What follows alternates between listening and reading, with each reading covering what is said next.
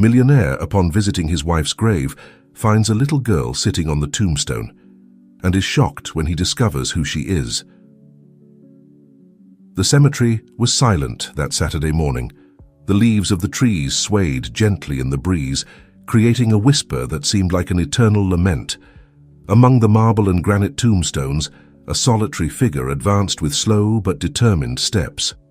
Richard Anderson, a 70-year-old man, carried a bouquet of white roses in his hands, wrinkled by time. His face, marked by years and experiences, showed a mixture of pain and determination. Every Saturday without fail, Richard walked that path to the grave of his beloved wife, Elizabeth Taylor. It was a ritual he had religiously maintained since her passing 5 years ago. Upon reaching the white marble tombstone, Richard stopped. Carefully, he removed the withered flowers from the previous week and replaced them with the fresh ones he had brought.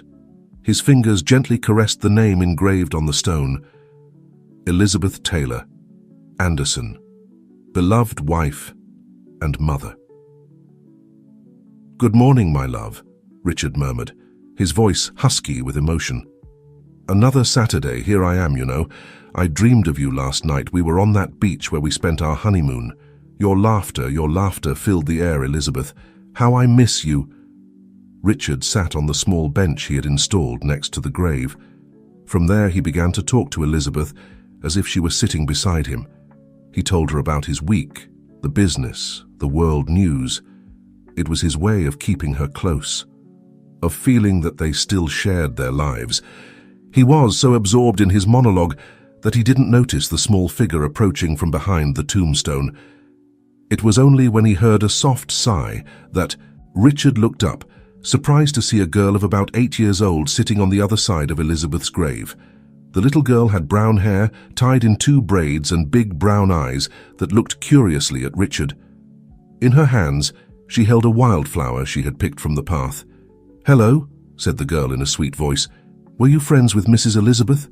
Richard, still surprised by the sudden appearance, took a few seconds to respond. "Yes, I was. She was my wife," he finally said with a small smile. "And you? Did you know Elizabeth?" The girl shook her head. "No, but I like to come here. It's a quiet place to read," she explained, showing a small book she was carrying. "Besides, my name is Elizabeth. Like the lady in the grave, I thought it was a funny coincidence." Richard's heart skipped a beat when he heard the girl's name. "Your name is Elizabeth?" he asked, unable to hide his astonishment. The little girl nodded enthusiastically. "Yes, my mom says it's a very pretty name. Do you like it?" "I think it's the most beautiful name in the world," Richard responded sincerely, feeling his eyes moisten.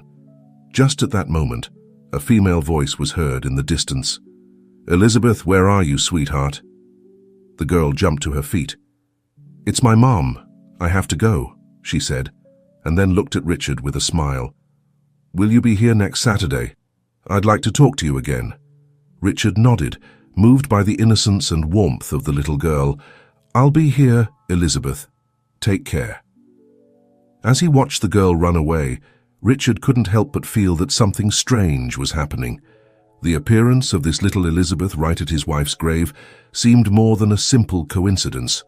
For the first time in a long time, he felt a spark of curiosity and hope ignite in his heart.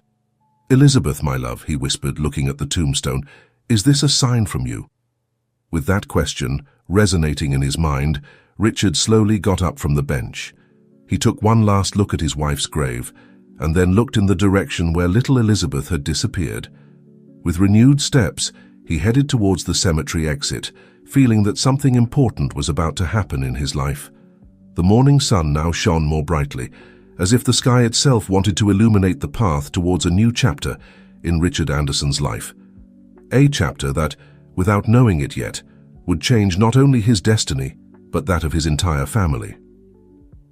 The week passed with an overwhelming slowness for Richard.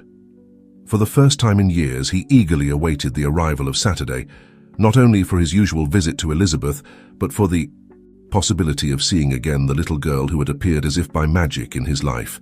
When the day finally arrived, Richard headed to the cemetery earlier than usual. His heart was beating with a mixture of hope and nervousness, as he walked among the tombstones holding his bouquet of white roses. Upon reaching Elizabeth's grave, he was surprised to see that the girl was already there, sitting on the ground with her book on her lap. She looked up when she heard Richard's steps and gave him a radiant smile. "You came back?" exclaimed the little girl with joy. Richard couldn't help but smile. "Of course, I promised you and your mum." "She's over there," Elizabeth responded, pointing towards some nearby bushes. "I asked her to let me come say hello to you." At that moment, a young woman in her 30s approached with cautious steps. She had the same brown hair as the girl and green eyes that looked at Richard with a mixture of curiosity and apprehension. "Good morning," the woman greeted. "I'm Sarah Miller, Elizabeth's mother. My daughter has talked a lot about you since last week." Richard extended his hand to greet her. "Richard Anderson, pleased to meet you, Sarah." Upon hearing the surname, Sarah visibly paled. Her eyes opened wide and she instinctively took a step back. "Anderson? Are you related to Michael Anderson?" The question took Richard by surprise. Michael was his son's name, with whom he had not had contact in more than a decade. "Michael is my son," he responded with a trembling voice. "Do you know him?" Sarah seemed to struggle internally for a few moments before responding. Finally, with a sigh, she said, "Mr. Anderson, I think we have a lot to talk about, Elizabeth," she addressed the girl. "Why don't you go? Play for a while I talk with Mr. Richard?" The little girl nodded and walked away, leaving the two adults alone in front of Elizabeth Taylor's grave. "Mr. Anderson," Sarah began, her voice barely a whisper. "I don't know how to say this, but Elizabeth is your granddaughter, Michael is her father." The words hit Richard like a hammer. He staggered, having to lean on the tombstone to avoid falling. My granddaughter," he managed to articulate. "But how? Michael? He left years ago. I never knew." Sarah nodded, tears in her eyes. "Michael and I met 9 years ago. It was an intense but brief love. When I discovered I was pregnant, he had already gone. I could never locate him to tell him about Elizabeth." Richard felt the world spinning around him. He had a granddaughter, a beautiful girl who bore the name of his beloved wife. And Michael, his lost son, was a father. Without knowing it, "Sarah," said Richard, taking the woman's hands in his, "I need to find Michael. He needs to meet his daughter, to know he has a family. Please, help me." Sarah hesitated for a moment, but seeing the sincerity in Richard's eyes, she slowly nodded. "All right, Mr. Anderson, but I must warn you, Michael had his reasons for walking away. It won't be easy."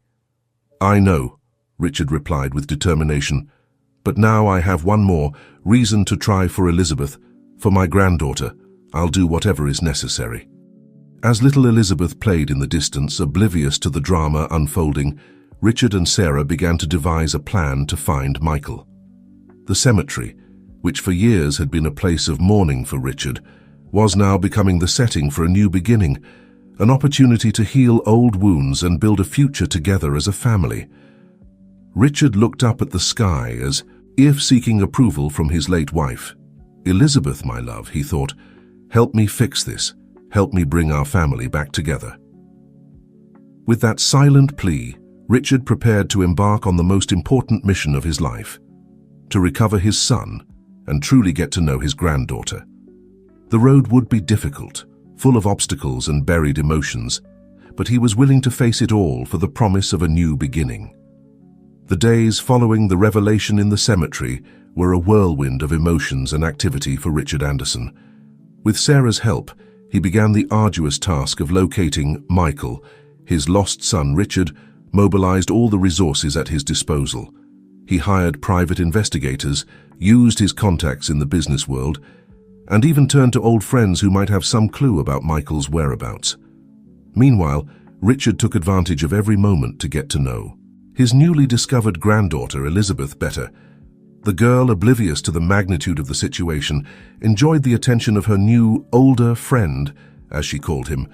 Richard took her to the park, bought her ice cream, and spent hours talking about her favorite books. Every gesture, every smile from Elizabeth reminded him of both his late wife and Michael when he was little. Sarah observed this growing relationship with a mixture of joy and concern. On one hand, she was happy that Elizabeth finally had a father figure in her life, even if it was her grandfather. On the other, she feared Michael's reaction when they found him. How would he take the news that he had a daughter? And how would he react to knowing that his father, from whom he had distanced himself so many years ago, was now part of Elizabeth's life? After weeks of fruitless searching, the news they had been waiting for finally arrived. One of the investigators had located Michael in a small coastal town several hundred miles away. According to the report, Michael was living a simple life, working as a literature teacher at a local school. Richard, his heart racing, made the decision to personally go look for his son. Sarah insisted on accompanying him, arguing that Michael would need to know about Elizabeth firsthand. "And what will we do with Elizabeth?" asked Richard, concerned about how all this would affect the girl. Sarah sighed. "I think it's better if she stays with my sister for now. We don't know how Michael will react, and I don't want to expose Elizabeth to a potentially painful situation." Richard nodded, understanding the wisdom in Sarah's words. That night, as he packed for the trip, he couldn't help but feel a mixture of excitement and fear. What would the reunion with Michael be like after so many years? Could he repair the damage caused by years of estrangement? The car ride was long and tense.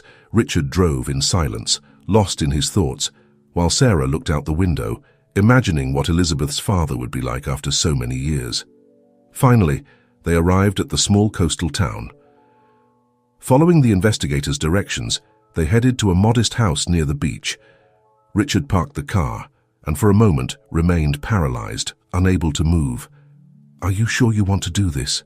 Sarah asked softly. Richard looked at her, his eyes full of determination. "I have to do it. For Michael, for Elizabeth, for all of us." With trembling steps, they approached the door and rang the doorbell. The seconds that followed seemed eternal. Finally, the door opened, revealing a man in his 40s with the same dark hair as Richard and Sarah's green eyes. Michael looked at them, first with confusion, then with shock as he recognized his father. His gaze passed from Richard to Sarah and back to Richard. "Dad?" he finally said, his voice barely a whisper. What are you doing here?" Richard, struggling to hold back tears, responded, "Michael, my son. We have a lot to talk about." Michael looked at Sarah, recognition shining in his eyes. "Sarah, is that you?" Sarah nodded, tears forming in her eyes. "Hello, Michael. It's been a long time." The shock on Michael's face was evident. He looked at his father again, and then at Sarah, trying to understand the situation. Finally, with a trembling voice, he said, "Come in, please. I think we have a lot to talk about." The three entered Michael's modest house. The interior was cozy, with bookshelves full of books and some photographs on the walls. Michael led them to the living room, where they sat in an uncomfortable silence. Richard was the first to speak. "Michael, I know my presence here must be a surprise. So many years have passed." Michael interrupted him, his voice laden with pent-up emotions. "Why now, Dad? Why after all this time?" Richard took a deep breath, preparing to reveal the truth. "Michael, there's something you need to know, something that will change our lives forever." Sarah intervened, her voice soft but firm. "Michael, when you left 9 years ago, I didn't know I was pregnant. We have a daughter." The silence that followed this revelation was deafening. Michael remained motionless, his eyes wide open, processing the information. "A daughter," he finally managed to articulate. I have a daughter." Richard nodded, taking a photograph from his pocket and handing it to Michael. "Her name is Elizabeth, like your mother. She's 8 years old and is the most wonderful girl you can imagine." Michael took the photograph with trembling hands. Upon seeing Elizabeth's smiling face, something broke inside him. Tears began to fall down his cheeks as he caressed the image of his unknown daughter. "Why didn't you tell me?"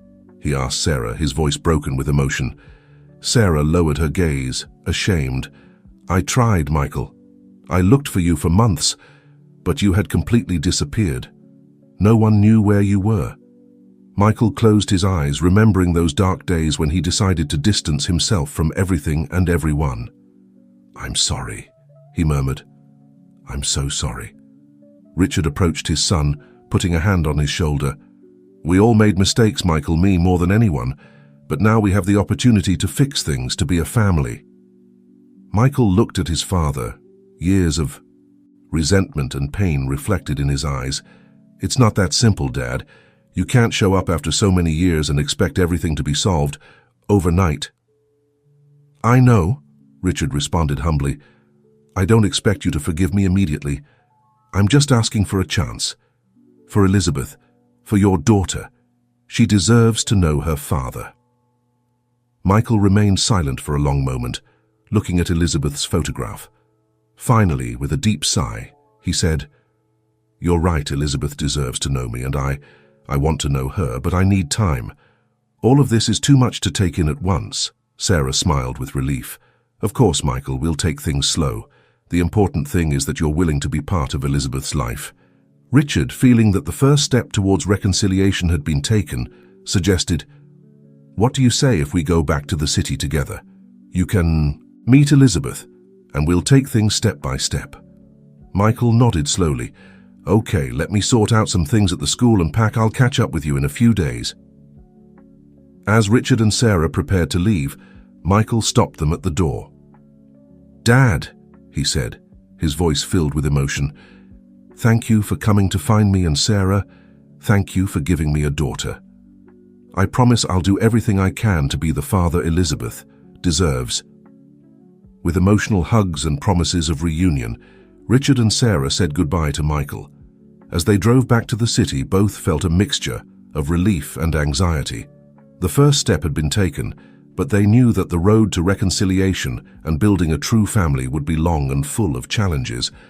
What none of them knew was that, as they drove away from the small coastal town, a dark figure was watching them from the shadows. Victor Hawkins, Richard's old enemy, had been following their movements. With a malicious smile, he took out his phone and dialed a number. "I found them," he said in a cold voice. "It's time to put our plan into motion." The following days were an emotional roller coaster for everyone involved. Richard and Sarah returned to the city, eager to share the news with Elizabeth. The little girl, who had been in the care of Sarah's sister, was excited at the prospect of meeting her father. "What's he like, Mom?" Elizabeth asked over and over, her eyes bright with curiosity. "Does he look like me?" Sarah smiled, stroking her daughter's hair. "He has your same eyes, sweetie, and I'm sure he's going to adore you." Meanwhile, Richard immersed himself in preparations for Michael's arrival. He prepared a room in his mansion, hoping his son would agree to stay there, at least. Temporarily, he also began to think about how to integrate Michael into the family business, if he was interested.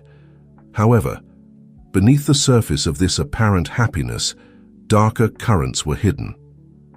Victor Hawkins, Richard's old rival, had intensified his movements in the shadows. With the newly obtained information about Michael and Elizabeth, Hawkins saw the perfect opportunity to execute his revenge against the Andersons. One afternoon, while Richard was reviewing some documents in his study, he received an anonymous call. "Richard Anderson," said a distorted voice on the other end of the line. "I hope you're enjoying your family reunion. It would be a shame if something happened to your precious little granddaughter or your newly found son." Richard felt his blood run cold. "Who is this? What do you want?" The voice laughed coldly. "Let's say I'm someone to whom you owe a lot, Anderson, and the time has come to collect that debt. I'll be in touch." The call cut off, leaving Richard in a state of panic. He immediately called his head of security and doubled the protection around Sarah and Elizabeth, without revealing the real reason for this measure. In the midst of this hidden tension, the day of the reunion with Michael arrived. The young professor arrived at the Anderson mansion with a mixture of nervousness and anticipation. Richard greeted him at the door, trying to hide his concern about the recent threat. "Welcome home, son," said Richard, extending his arms for a hug that Michael, after a moment of hesitation, accepted. Sarah and Elizabeth were waiting in the living room. When Michael entered, there was a moment of silence charged with emotion. Elizabeth, shy for the first time in her life, partially hid behind her mother, Michael, knelt to be at the girl's height. "Hello, Elizabeth," he said softly. I'm your dad." Elizabeth looked at him with her big brown eyes so similar to his slowly. She came out from behind Sarah and took a step towards Michael. "Hello, Dad," she whispered. It was as if a dam had broken. Michael hugged his daughter for the first time, tears running freely down his face. Sarah couldn't contain her crying, and even Richard had to wipe his eyes at the scene. The following days were of adaptation for everyone. Michael spent every possible moment with Elizabeth, trying to make up for lost years. Richard observed, with a mixture of joy and remorse, seeing in Michael and Elizabeth's relationship an echo of his own mistakes as a father. However, the threat from Victor Hawkins continued to hang over them like a dark cloud. Richard, determined to protect his newly reunited family, began to discreetly investigate, trying to discover who was behind the threats. One night, while everyone was having dinner together, Richard received another anonymous call. Excusing himself, he retired to his study to answer it. "Time is running out, Anderson," said the same distorted voice. "If you want to keep your family safe, you'll have to pay, and I'm not just talking about money." Richard, with his voice trembling with contained rage, responded, "I don't know who you are, but I swear if you touch a hair on my family, you'll pay dearly." The voice laughed. "Big words for someone who can't even protect his own. Look out the window, Richard." With his heart racing, Richard approached the window of his study. On the street, he saw a black car with tinted windows. The vehicle started slowly, passing in front of the mansion before disappearing into the night. "That could have been your granddaughter's last day at school, or your son's walk in the park," the voice continued. "Remember it, Anderson. We're closer than you think." The call cut off, leaving Richard in a state of panic and rage. He knew he had to act, but how could he protect his family without alerting them and destroying the fragile happiness they had built? Meanwhile, in the dining room, Michael and Sarah shared a look of concern. Both had noticed the change in Richard's behavior in recent days. "Do you think something's going on?" Sarah whispered. Michael frowned. "I don't know, but I'm going to find out. Whatever it is, I won't let anything threaten our family. Not now that we're finally together." What none of them knew was that the real test for the Anderson family was just beginning. The shadows of Richard's past loomed over them, threatening to destroy everything they had built. The following days passed in a strange balance between the joy of the reunited family and the growing tension that Richard tried to hide. Michael and Elizabeth forged an increasingly strong bond, spending hours playing in the mansion's garden or reading stories together. Sarah observed this connection with a mixture of happiness and a touch of melancholy, thinking of all the lost years. Richard, for his part, struggled internally. He knew he should inform his family about the threats, but he feared destroying the fragile happiness they had built. Besides, a part of him wanted to protect them by keeping them in ignorance. However, the weight of the secret was beginning to take its toll. One afternoon, while Michael was helping Elizabeth with her homework in the mansion's library, he noticed that his father seemed particularly distracted and nervous. "Dad," Michael called, "is everything okay? You've been acting strange lately." Richard, surprised by his son's direct question, tried to sketch a reassuring smile. "Everything's fine, Michael. Just business matters." But Michael wasn't convinced. Years of resentment and distrust weren't easily erased, and he could sense that something wasn't right. "Dad, if something's going on, we need to know. We're a family now, remember?" Those words hit Richard hard. Family. Yes, they were a family, and families didn't keep such important secrets. With a deep sigh, Richard made a decision. "You're right, Michael. There's something you all need to know. Can we meet in the study after dinner?" That night, after Elizabeth went to bed, Richard gathered Michael and Sarah in his study.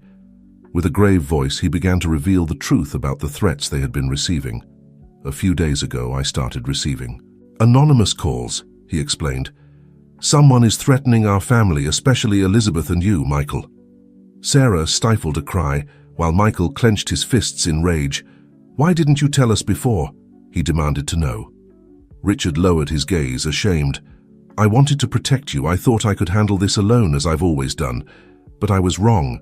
We're a family, and we must face this together." Sarah, with tears in her eyes, asked, "Do you have any idea who might be behind this?" Richard hesitated for a moment before answering. "I have my suspicions. Years ago I had a conflict with a man named Victor Hawkins. He was a business rival, and our confrontation didn't end well for him." Michael listened attentively, connecting the dots in his mind. "Is that why I left, right? Because of your business?" Richard nodded slowly. "Partly, yes. I never wanted you to get involved in the dark side of business, Michael. I tried to protect you by keeping you away, but now I see that I only managed to push you away from me." A heavy silence fell over the room. Michael struggled internally with this new information, years of resentment mixing with concern for the safety of his newly discovered daughter. "What exactly does this Victor Hawkins want?" Michael finally asked. Breaking the silence, Richard passed, a hand over his face, visibly exhausted. "Revenge, I suppose, and probably a good part of the family fortune. But what worries me most is that he seems willing to hurt Elizabeth or you to get it." Sarah, who had remained silent, processing all the information, spoke with a trembling voice. "There's something you should know." Both men looked at her, surprised. "Years ago, shortly after Elizabeth was born, I received similar threats. At that time, I didn't know who was behind it, but now—" "What?" exclaimed Michael, rising from his chair. "Why did you never tell me?" Sarah looked at him with eyes full of tears. "How could I, Michael? You were gone. No one knew where you were. I was alone and scared. With a newborn baby, I did the only thing I could think of. I moved, changed jobs, tried to disappear." Richard, feeling the weight of guilt on his shoulders, approached Sarah. "I'm so sorry, Sarah. If I had been there to protect you." Michael, overwhelmed by the revelation, collapsed back into his chair. "All these years Elizabeth was in danger, and I didn't even know. What kind of father am I?" "No, Michael," Laura interrupted firmly. "Don't blame yourself. None of us could have known. The important thing is that we're together now, and we can protect Elizabeth." Richard nodded, a new determination shining in his eyes. "Sarah is right. We can't change the past, but we can make sure Elizabeth has a secure future. We have to work together to stop Hawkins once and for all." "And how do you propose we do that?" Michael asked, a mixture of skepticism and concern in his voice. "I have some contacts in the police and private security," Richard explained. "We can increase security around the house and Elizabeth, but we also need to be proactive. I'm going to hire the best investigators to track down Hawkins and gather evidence of his illegal activities." Sarah intervened. "We should also consider moving temporarily, maybe to a safe house. If Hawkins is watching us, it could be dangerous to stay here." Michael nodded slowly, processing all the information. "I agree, but what will we tell Elizabeth? She's a smart girl. She'll realize something is going on." The three looked at each other, aware of the delicate balance between protecting Elizabeth and not unnecessarily scaring her.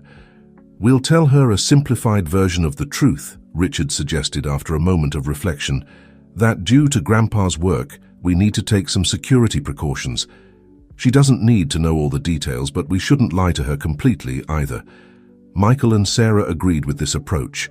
As they discussed the details of their plan, a feeling of unity began to grow among them. Despite the terrible circumstances, they were working together as a true family for the first time. At the end of the night, before retiring to their rooms, Michael approached his father. "Dad," he said, his voice charged with emotion, "I know we've had our differences and there's still a lot to resolve between us, but I want you to know that, whatever happens, we're in this together." For Elizabeth, Richard, moved by his son's words, hugged him tightly.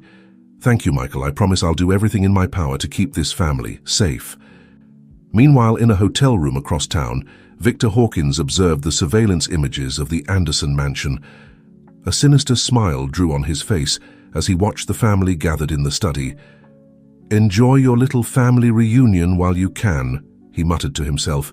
"Soon, very soon, Richard Anderson will know what it's like to lose everything." With a gesture, Hawkins called one of his henchmen. "It's time to move on to the next phase of the plan. Make sure everything is ready." As the Anderson family prepared to face the threat looming over them, they were unaware that Victor Hawkins had an ace up his sleeve, a secret that threatened to destroy not only their fortune, but the very foundations of their newly rebuilt family. The following days were a whirlwind of activity for the Anderson family. Richard, true to his word, set in motion an elaborate security plan. The mansion became a virtual fortress with discreet but vigilant guards at every corner and state-of-the-art security systems installed in record time. Michael and Sarah took turns being with Elizabeth at all times, trying to maintain an appearance of normality while adapting to their new reality.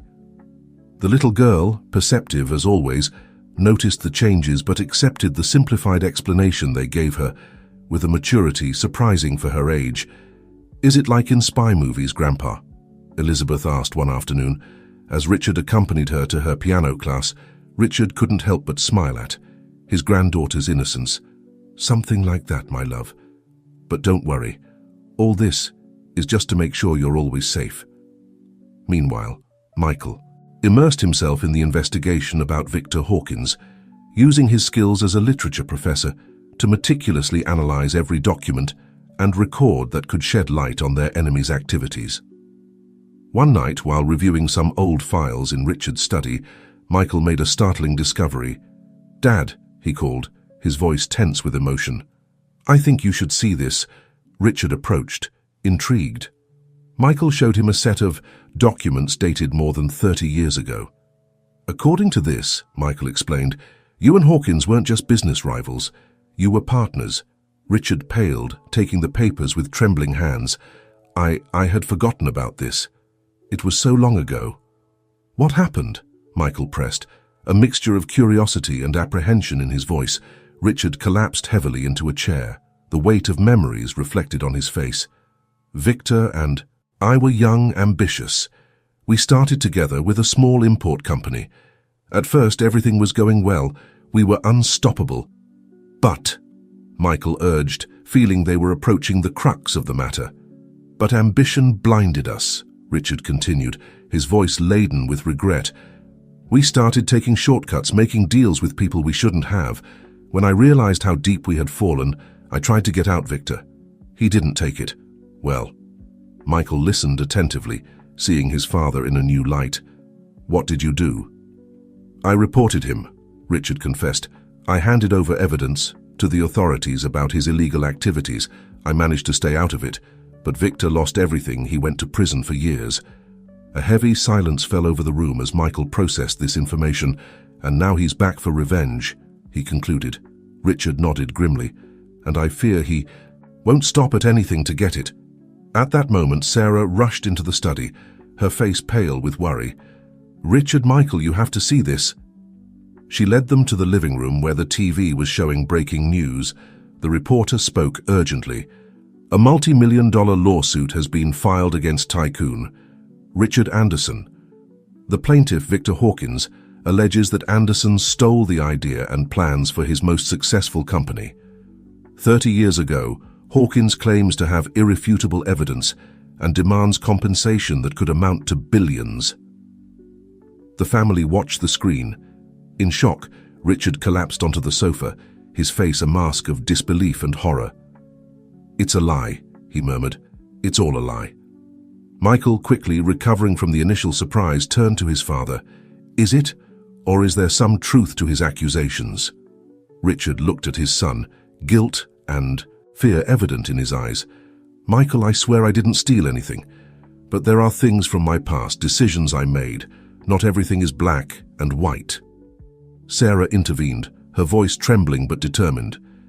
"It doesn't matter what happened in the past. What's important now is how we're going to face this."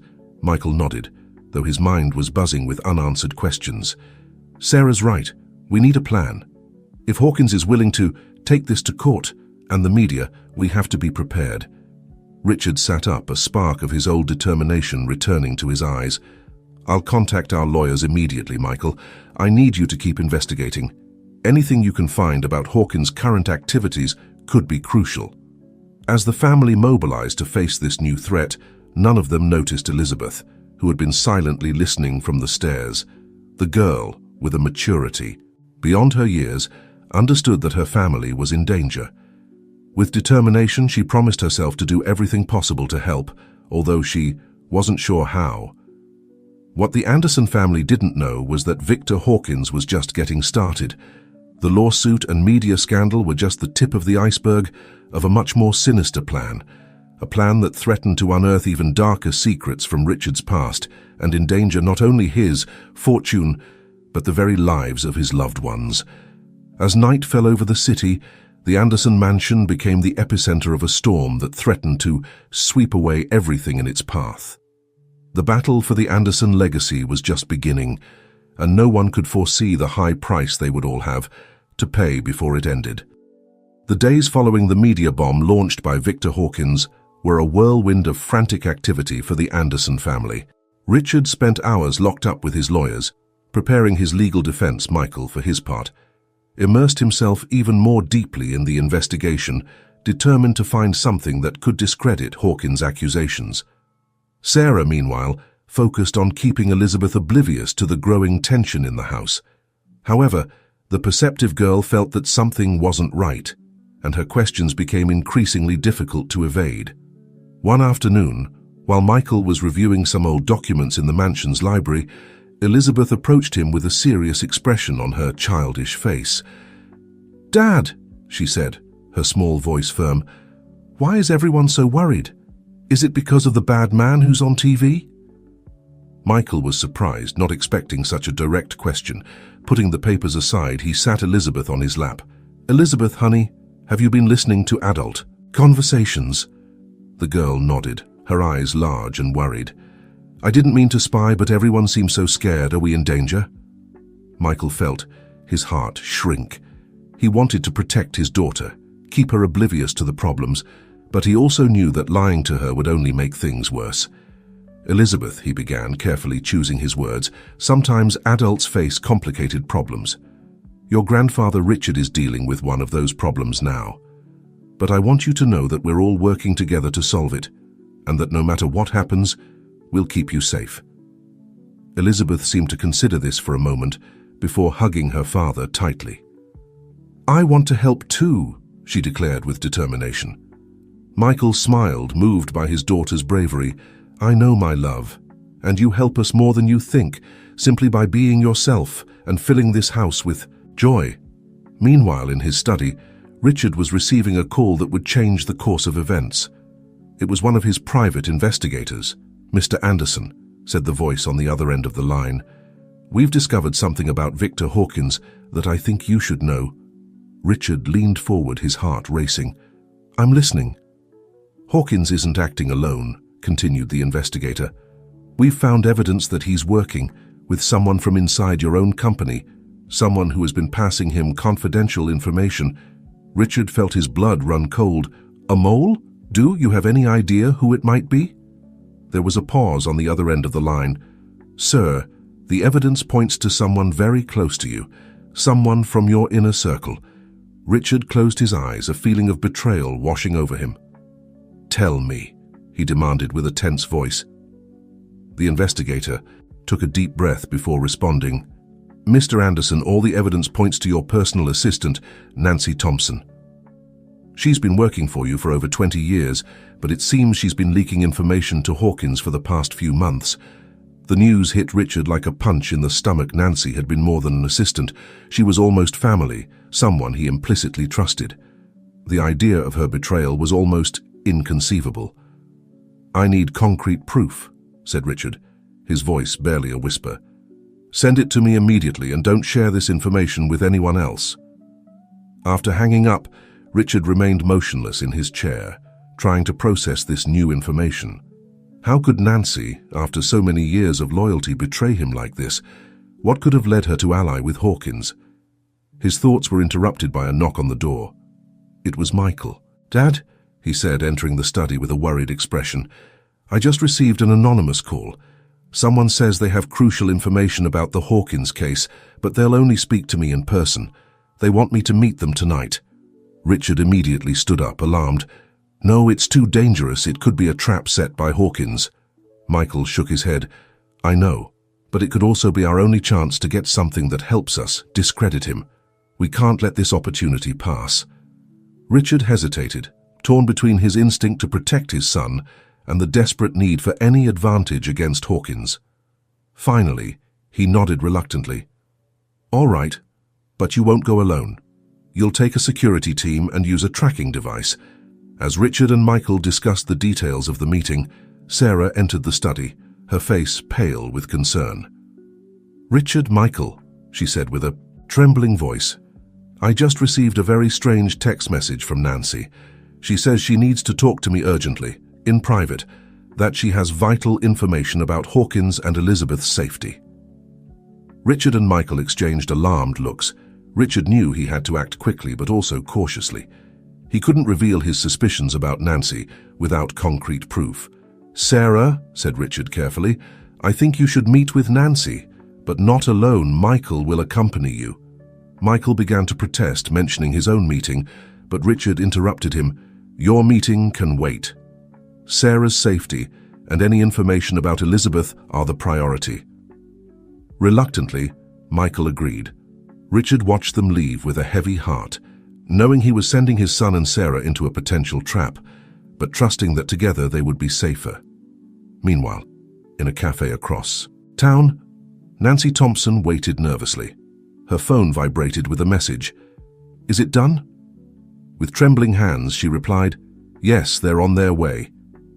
What no one in the Anderson family knew was that Nancy was trapped in her own dilemma. Hawkins had been blackmailing her with information that could destroy not only her career but also her family. Every action she took tore her apart inside, torn between her loyalty to the Andersons and the terror of what Hawkins might do. As night fell over the city, the different threads of the plot began to intertwine. Michael and Sarah were heading to their meeting with Nancy, unaware of the danger that awaited them. Richard, alone in the mansion, struggled with guilt and fear, aware that every decision he made could have catastrophic consequences. And somewhere, hidden in the shadows, Victor Hawkins watched as his plan unfolded, a sinister smile playing on his lips. "Soon, Richard," he muttered to himself, "soon you'll know what it's like to lose everything." The night promised to be long and full of revelations that would shake the very foundations of the Anderson family. Long-buried secrets were about to come to light, and no one would be prepared for the consequences. The night had fallen over the city, enveloping its streets in a cloak of darkness and mystery. Michael drove in silence with Sarah by his side, both immersed in their own thoughts as they headed to the meeting with Nancy. The air inside the car was charged with tension and anticipation. "Do you think she really has information about Elizabeth?" Sarah asked. Breaking the silence, Michael gripped the steering wheel tightly. "I don't know, but we can't risk ignoring it. Whatever it is, we'll face it together." Meanwhile, in the Anderson mansion, Richard paced back and forth in his study, consumed by anxiety. He had sent his son and Sarah to what could potentially be a trap, and guilt was eating away at him. His phone rang, startling him. "Anderson," he answered with a tense voice. "Ah, Richard, old friend." Victor Hawkins' voice sounded mocking on the other end of the line. "I hope you're enjoying this little chess game we're playing." Richard felt anger bubbling inside him. "What do you want, Hawkins? Haven't you caused enough damage already?" Hawkins laughed softly. "Oh, I'm just getting started, Richard. You know, I always admired your business acumen, your cunning, but you forgot the most important lesson. Never trust anyone completely." Richard's heart raced. "What have you done?" "I haven't done anything," Hawkins replied with false innocence. "But maybe you should ask yourself who you've been trusting all these years. The people closest to us are often the ones who can hurt us the most, don't you think?" Before Richard could respond, Hawkins hung up, leaving him with a feeling of dread in his stomach. Elsewhere in the city, Michael and Sarah arrived at the agreed meeting point with Nancy. It was a small park, dark and practically deserted at this hour of the night. They advanced cautiously, their eyes constantly scanning their surroundings. "Nancy," Sarah called softly, upon seeing a figure sitting on a nearby bench. The woman turned towards them, and both were surprised to see her haggard and fear-filled face. Nancy, always so composed and professional, seemed to have aged years in a matter of days. "Sarah, Michael," she said with a trembling voice. "I'm so sorry, I didn't want things to come to this point." Michael took a step forward, his posture tense. "What are you talking about, Nancy? What's going on?" Nancy opened her mouth to respond, but before she could do so, the park was suddenly illuminated by the glare of several car headlights. Dark figures emerged from the shadows surrounding them. "Well, well," said a familiar voice. Victor Hawkins emerged from among the shadows, a triumphant smile on his face. "It seems our little meeting is complete." Michael instinctively moved to protect Sarah, his mind working frantically to find a way out. "Hawkins," he growled, "what does this mean?" Hawkins approached, his eyes shining with malice. "It means, my dear Michael, that it's time for your family to pay for your father's sins. And thanks to the invaluable help of Nancy here, I'm about to destroy everything Richard Anderson has built." Nancy sobbed softly, guilt evident on her face. I'm so sorry. He threatened my family. I had no choice." Sarah looked at Nancy with a mixture of compassion and betrayal. "There's always a choice, Nancy. We could have helped you if you had told us." Hawkins clapped sarcastically. "How touching. But I'm afraid explanations will have to wait. We have business to attend to." With a gesture of his hand, his men began to approach Michael and Sarah. Michael, desperate, looked for a way out, but they were completely surrounded. "What do you want from us, Hawkins?" Michael asked, trying to buy time. Hawkins smiled, a dangerous gleam in his eyes. "Oh, I want many things, Michael. But for now, I'll settle for using you as bargaining chips. You see, your father has something that belongs to me, and you're going to help me get it back." While this was happening back at the Anderson mansion, Richard received another call, this time from his security team. "Mr. Anderson, we've lost contact with Mr. Michael's tracking device." Richard felt the world crumbling around him. His worst fears were coming true. With trembling hands, he dialed Michael's number, praying for an answer he knew wouldn't come. Meanwhile, in the park, Hawkins ordered his men to take Michael and Sarah to some waiting cars nearby. "It's time to pay a little visit to your father, Michael. I have a feeling he'll be very anxious to see us." Michael struggled against his captors, but it was useless. As they pushed him towards the car, his eyes met Sarah's, sharing a moment of fear and determination. Whatever happens, they silently promised each other they would find a way to protect Elizabeth and the family. The night loomed over, the city dark and threatening, as events rushed towards a climax that threatened to destroy everything the Anderson family had built. The secrets of the past and the betrayals of the present were intertwining in a deadly web, and no one was safe from the consequences that were coming. The Anderson mansion, once a symbol of power and security, now seemed like a besieged fortress. Richard, his face haggard with worry and lack of sleep, paced his study like a caged lion. Frantic calls to the police, and his contacts had yielded no results. Michael and Sarah were still missing. The silence of the night was broken by the shrill sound of the phone. Richard pounced on it, his heart beating hard. "Richard Anderson," he answered with a tense voice. "Ah, Richard." Victor Hawkins' voice sounded almost jovial on the other end of the line. "I hope I didn't wake you. Though I imagine sleep is a luxury you can't afford right now, isn't it?" Richard gripped the phone so tightly his knuckles turned white. "Where are they, Hawkins? If you've hurt them, I swear I'll—" Calm, Hawkins interrupted. "Your son and his charming, what should we call her, girlfriend, mother of his child, whatever. They're perfectly safe for now." "What do you want?" Richard growled, desperation evident in his voice. Hawkins laughed softly on the other end of the line. "What I've always wanted, Richard, justice, recognition, and of course what you stole from me so many years ago." Richard closed his eyes, the weight of his past falling on him like a slab. "You know I can't give you that, Victor. Those documents, they would destroy more than just me." "Precisely," Hawkins replied, his voice now cold as ice. "It's time for you to pay for your sins, Richard.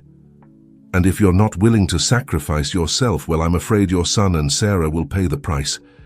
Richard's heart stopped for a moment. "Tell me what I have to do," he whispered. "In defeat." "That's better," Hawkins said with satisfaction. "I want you to bring the original documents of Project Phoenix to the old warehouse at the port come tomorrow at midnight alone. If I see a single policeman or bodyguard, you can say goodbye to your precious family." Before Richard could respond, the line went dead. He collapsed into his chair, the weight of the world on his shoulders. Project Phoenix, he had hoped that part of his past would remain buried forever. Meanwhile, in an unknown location, Michael and Sarah were locked in a dark, damp room. Michael pulled at the bindings that kept him tied to a chair, but it was useless. "Michael, please, stop," Sarah pleaded. "You're only going to hurt yourself." Michael stopped struggling, looking at Sarah with a mixture of frustration and fear. "We can't just sit here doing nothing. Elizabeth needs us." Sarah nodded, tears shining in her eyes. "I know, but we need to be smart. Hawkins wants us alive for now. That gives us time." At that moment, the door opened and Nancy entered, carrying a tray with water and some food. Her face was pale and haggard, guilt evident in her eyes. "I'm so sorry," she murmured as she set down the tray. "I never wanted this to happen." Michael looked at her with a mixture of anger and pity. "Why, Nancy? Why did you betray my father?" Nancy collapsed, tears running down her cheeks. "Hawkins, he has my son. He threatened to kill him if I didn't cooperate. I had no choice," Sarah gasped, understanding dawning on her face. "Your son, the one everyone thought had died in that accident years ago." Nancy nodded, sobbing. "Hawkins saved him, but only to use him against me. I've been his puppet all these years, passing him information, betraying the family that took me in as one of their own." Michael felt his anger fading, replaced by deep compassion. "Nancy, it's not too late. Help us get out of here. Together we can stop Hawkins." Nancy hesitated, fear evident on her face. "I can't, my son." "We'll find a way to save him too," Sarah promised, "but we need your help." Before Nancy could respond, footsteps were heard approaching. Quickly, she left the room, casting a last apologetic look before closing the door. Back at the Anderson mansion, Richard had made a decision. He couldn't risk Michael and Sarah's lives, but he also couldn't hand over the Project Phoenix documents to Hawkins. The consequences would be catastrophic. With trembling hands, he dialed a number he had sworn he would never use again. "It's me," he said when they answered. "I need your help. It's about Project Phoenix." The voice on the other end of the line took a moment to respond. "After all these years, it must be serious." "It is," Richard confirmed. "Hawkins is back, and he has my family I need. You to gather the old team. It's time to finish what we started." "Understood," the voice replied. "We'll meet at the usual place in an hour." Richard hung up, feeling a mixture of fear and determination.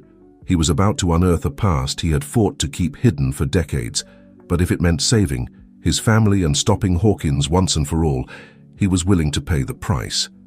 As he prepared to leave, Richard looked at the photo of Elizabeth on his desk.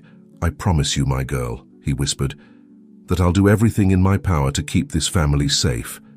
With that silent promise, Richard Anderson left his study, ready to face the ghosts of his past and fight for his family's future. The night was young, and the events that would unfold in the coming hours would change the fate of the Andersons forever. The night enveloped the city in a cloak of darkness. When Richard Anderson arrived at the meeting place, it was an old abandoned warehouse on the outskirts, a site he hadn't visited in decades. Upon entering, he was greeted by familiar faces, though aged by time and worries. "Welcome, Richard," said a deep voice from the shadows. A tall man with grey hair emerged, his eyes still sharp despite the years. It was Gabriel Soto, Richard's former partner and a key player in Project Phoenix. Richard nodded in acknowledgement. "Gabriel, thank you for coming. Is everyone here?" Gabriel gestured towards the gathered group. "All who are left. Time hasn't been kind to us, old friend." As Richard greeted his former colleagues, he couldn't help but feel the weight of the years and the secrets they had shared. Project Phoenix, an ambitious technological development plan that had begun with the best intentions but had twisted into something much darker. "Gentlemen," Richard began, his voice laden with urgency, "I know we all swore never to speak of Project Phoenix again, but circumstances have forced us to break that. Oath Victor Hawkins has returned, and he has my family." A murmur of concern ran through the group. Gabriel stepped forward, his face grim. "What exactly does he want?" "The original documents," Richard replied. "Everything related to the final phase of the project." Another of those present, a short man named Ramon, intervened. "But those documents, if they fall into the wrong hands—" "I know," Richard interrupted. "That's why I need them not to hand them over to Hawkins, but to destroy them once and for all." Gabriel looked at Richard intensely. "Are you sure about this, Richard? Those documents are the only thing that protects us if we destroy them." "It's a risk we must take," Richard affirmed with determination. "I've lived too long with this weight on my shoulders. It's time to do the right thing, regardless of the personal consequences." As the group discussed the details of the plan elsewhere in the city, Michael and Sarah remained captive. The tension in the small room was palpable, but a ray of hope had emerged with Nancy's revelation. "We have to find a way to communicate with your father," Sarah whispered. "If Nancy is willing to help us, we might have a chance." Michael nodded, his mind working frantically. "If we could access a phone, even for a moment." Their whispers were interrupted by the sound of the door opening. Nancy entered, her face a mask of fear and determination. "We don't have much time," she said quickly, as she began to untie Michael. "Hawkins left for an hour. It's our only chance." Sarah looked at her with surprise. "Nancy, are you sure? What about your son?" Nancy's eyes filled with tears. "My son, he would never forgive me if he knew what I've done. I have to do the right thing, for him and for you." As Nancy freed them, Michael put a hand on her shoulder. "I promise we'll do everything possible to save your son too." Cautiously, the three slipped through the dark hallways of the building. Nancy guided them to a small office where there was a phone. "Quick," she urged, "call Richard. Tell him not to come alone to the exchange. Hawkins has prepared a trap." Michael dialed his father's number with trembling fingers. After several interminable rings, Richard answered. "Michael, is that you?" Richard's voice was laden with emotion and relief. "Dad, listen," Michael whispered urgently. "Don't. Come alone to the exchange, Hawkins plans." Suddenly, the line went dead. Michael looked at the phone in horror, only to realize that Victor Hawkins was standing in the office doorway, his face a mask of cold fury. "Well, well," said Hawkins, his voice dangerously soft. "It seems we have a little mutiny on our hands." Nancy stepped in front of Michael and Sarah, facing Hawkins. "It's over, Victor. No more lies, no more manipulations." Hawkins laughed, a humorless sound. "Oh, Nancy, always so noble. Have you forgotten what's at stake? What will happen to your precious son if you don't cooperate?" Nancy's face paled, but she stood firm. "My son would rather see me do the right thing than live with the shame of my actions." Hawkins pulled out a gun, pointing it at them. "How touching, but I'm afraid you've made a grave mistake, one that you'll all pay dearly for." Meanwhile, Richard, alerted by Michael's interrupted call, prepared to act. He gathered his team and headed towards the exchange location, determined to put an end to this nightmare once and for all. What no one knew was that Elizabeth, Richard's small but astute granddaughter, had been eavesdropping on the adults' conversations. With a courage and determination unusual for her age, she had decided to take matters into her own hands. While everyone focused on the imminent confrontation, Elizabeth snuck out of the mansion, determined to help her family in the only way she knew how. The night advanced, and the threads of fate intertwined, leading all involved towards a final confrontation that would change their lives forever. Long buried, secrets were about to come to light, and the price of truth would be higher than any of them could imagine. The tension in the air was palpable as Richard Anderson and his team approached the exchange location. The old port warehouse loomed before them, grim and threatening under the moonlight. Richard felt the weight of the Project Phoenix documents in his briefcase, aware that what he was about to do would change the course of many lives. "Remember the plan," Richard whispered to his companions. "No matter what happens, the priority is to get Michael and Sarah out of there safe and sound." Gabriel, who was at his side, nodded gravely. "And destroy those documents, Richard. We can't let Hawkins get his hands on them." As they approached the warehouse entrance, A movement in the shadows caught their attention. To their surprise and horror, they saw a small figure sneaking towards a side entrance. "Elizabeth?" Richard gasped, recognizing his granddaughter. "My God, no!" Without thinking twice, Richard rushed in pursuit of Elizabeth. Momentarily forgetting the plan, Gabriel and the others followed him, aware that the situation had just become exponentially more complicated. Inside the warehouse, Hawkins kept Michael, Sarah, and Nancy at gunpoint. The sound of approaching footsteps put him on alert. "It seems your father has finally arrived, Michael," Hawkins said with a malicious smile. "I hope he's ready to pay for his sins." Michael tried to free himself from his bindings, desperate to protect his family. "Hawkins, this is between you and my father. Let Sarah and Nancy go." Hawkins laughed without humor. "Oh, but you're wrong. This involves all of us. Each of you will play your part in Richard Anderson's downfall." Suddenly, the warehouse door burst open. Richard entered, panting, with Elizabeth clinging to his hand. "Dad!" Michael shouted, his voice a mixture of relief and fear. Hawkins seemed momentarily disconcerted by the girl's presence, but quickly regained his composure. Well, Richard, it seems you've brought the whole family. How touching."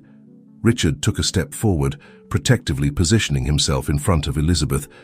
"It's over, Victor. I have the documents you want. Let them go and let's end this once and for all." Hawkins extended his free hand. "The documents first, Richard. You know you're in no position to negotiate." Richard looked around, assessing the situation. Michael, Sarah, and Nancy were tied up, but unharmed, Elizabeth clung to his leg, trembling but with determination in her eyes. He could feel Gabriel and the rest of his team taking positions outside the warehouse. With a deep sigh, Richard stepped forward, holding the briefcase. "Before I hand this over to you, Victor, there's something everyone needs to know. The truth about Project Phoenix." Hawkins narrowed his eyes suspiciously. "What game are you playing, Richard?"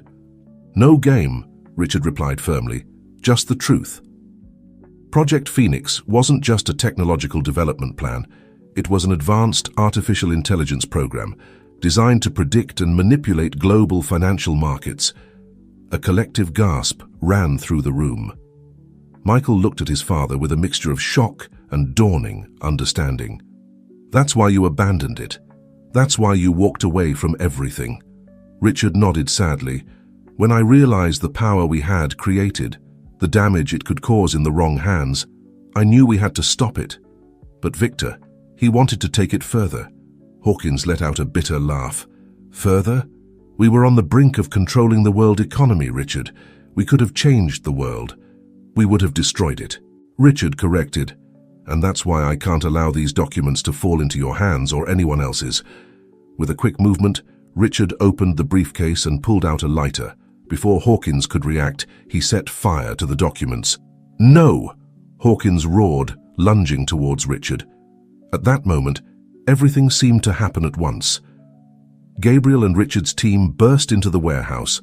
Michael took advantage of the distraction to free himself and protect Sarah and Nancy Elizabeth, showing a bravery beyond her years, ran towards Hawkins and kicked him in the shin, making him lose his balance amidst the chaos. Hawkins' gun went off. The sound of the shot echoed through the warehouse, followed by a cry of pain. When the dust settled, Richard lay on the ground, clutching his bleeding shoulder. Hawkins was immobilized by Gabriel and the security team, the Project Phoenix. Documents burned, taking with them the secrets of a dark past. Michael ran to his father with Elizabeth at his side. "Dad, are you okay?" Richard smiled weakly, looking at his son and granddaughter. "I'll be fine. The important thing is that you're safe." Sarah, freed by Nancy, joined them, hugging Elizabeth tightly. "It's all over, sweetheart, we're safe." As police sirens approached, Hawkins, handcuffed and defeated, looked at Richard with a mixture of hatred and respect. "You were always smarter than me, Richard, but this isn't over. The truth always comes to light." Richard, helped to his feet by Michael, looked at Hawkins with determination. "You're right, Victor. The truth does come to light, and I'm ready to face the consequences of my actions, whatever they may be." In the weeks that followed, the story of Project Phoenix came to public light. Richard Anderson, in An act of transparency, confessed his involvement and that of his former partners. Although there were legal and financial consequences, his honesty and repentance were taken into account. The Anderson family, more united than ever by the trials they had faced, stood together throughout the process. Michael, recognizing his father's mistakes but also his sacrifice, worked tirelessly to preserve the legitimate legacy of the family. Business Nancy, thanks to the testimony of the Anderson family, was absolved of the most serious charges and reunited with her son, beginning the long process of healing and forgiveness. Elizabeth, the unexpected little heroine, grew up with a deep understanding of the value of family and the importance of doing the right thing, even when it's difficult. Years later, on a sunny afternoon, the Anderson family gathered in the mansion's garden. Richard, now grey-haired but with bright eyes, proudly watched as Michael played with Elizabeth. Now a vivacious and intelligent teenager, Sarah approached Richard, placing a hand on his shoulder. "What are you thinking about?" Richard smiled, his eyes moist with emotion. "How fortunate. We are, despite everything, despite my mistakes, we've managed to build something beautiful." Michael, noticing the conversation, approached with Elizabeth, "And we'll keep building it, Dad, together." Elizabeth hugged her grandfather. "We're the Andersons, we can overcome anything." As the sun set on the horizon, bathing the garden in golden hues, the Anderson family stood united, a living testimony that love, honesty, and forgiveness can overcome even the darkest secrets and the most difficult trials. The Anderson legacy was no longer a fortune or a business empire. It was the unconditional love of a family that had learned in the hardest way that truth and love are the most valuable treasures one can possess.